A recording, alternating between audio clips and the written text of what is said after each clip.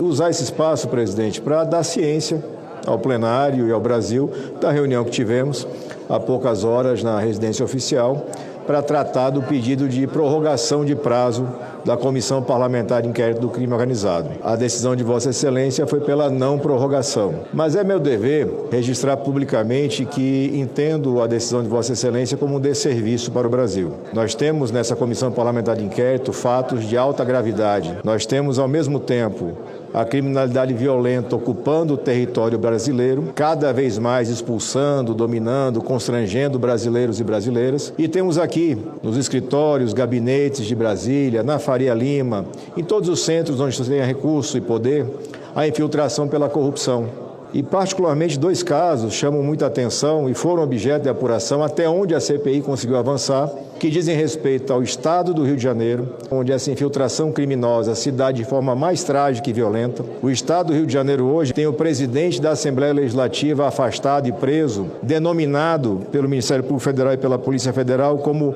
líder do braço político do Comando Vermelho. O Estado do Rio de Janeiro teve seu ex-governador cassado, o governador Cláudio Castro, que será ouvido na CPI no seu último dia, dia 14, ou pelo menos ele confirma que estará presente dia 14. E o segundo caso grave que enfrentamos é o caso do Banco Master. Seguramente o caso mais didático de infiltração pela corrupção nos poderes da República. Não há outra forma de expressar isso. E o pouco que conseguimos avançar já representa muito quando você olha no cenário histórico do Brasil. Esse Senado, esse plenário, o tapete azul, em mais de 200 anos, nunca apreciou a conduta de ministros da Suprema Corte. E já passou do tempo de fazer essa apreciação, porque a toga preta não transforma ninguém em super-herói, nem exime qualquer um de responsabilidades. E o que a CPI já demonstrou claramente? Os dados formais, oficiais, a existência de vínculos, de relacionamentos de ministros com esse grupo criminoso, porque o Banco Master não era um banco, era uma organização criminosa. Era um grupo que misturava lavagem de dinheiro, estelionato, corrupção, golpes financeiros, fraudes diversas, comandados ali pelo presidente do banco, o Vorcaro, mas que atenderam e prestaram serviço a muita gente importante desse país nos três poderes. As decisões que foram tomadas pelo ministro Toffoli, por exemplo, o mesmo Dias Toffoli, que através de um fundo familiar recebe recursos vinculados ao Banco Master, são absolutamente legais. Isso foi reconhecido pelo próprio Supremo,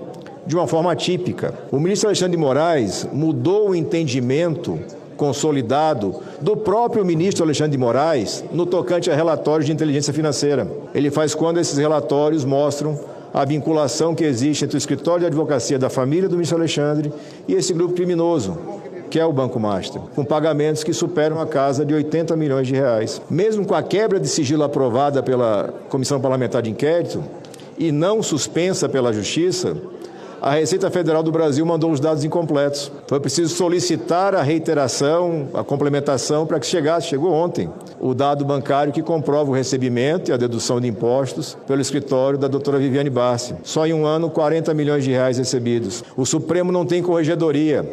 O Supremo não tem ouvidoria. O ministro Fachin, presidente da Suprema Corte, provocado por recurso nosso, reconheceu que ele sequer tem superioridade hierárquica com relação aos ministros. Ele decide isso onde? No recurso contra o sequestro de relatoria que o ministro Gilmar Mendes realizou. E a expressão é essa, sequestro de relatoria. O ministro Gilmar simulou uma prevenção para poder despachar e suspender a quebra de sigilo do fundo familiar da família Toffoli.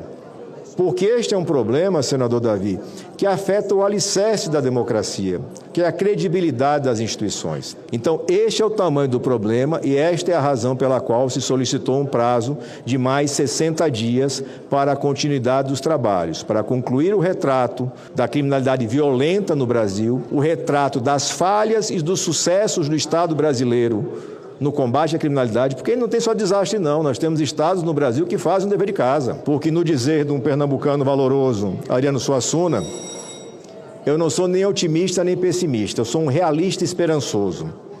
Eu sei o quanto é difícil enfrentar gente poderosa e rica no Brasil, sei na pele, mas desistir não está no cardápio.